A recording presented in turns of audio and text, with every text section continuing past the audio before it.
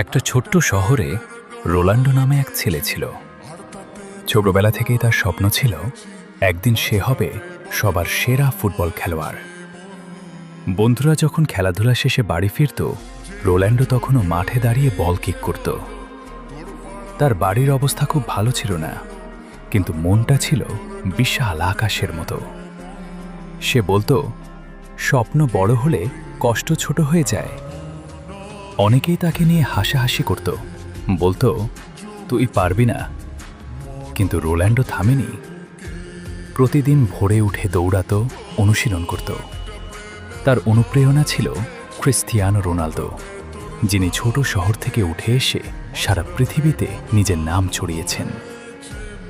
একদিন বড় একটি টুর্নামেন্টে সুযোগ এলো। সবাই অবাক হয়ে দেখল রোনাল্ডো যেন মাঠে ঝড় তুলেছে। শেষ মিনিটে সে একটি গোল করল, আর সেই গোলেই তার দল জিতে গেল। সেদিন থেকে সবাই বুঝল, স্বপ্ন আর পরিশ্রম মিললে অসম্ভব বলে কিছু থাকে না।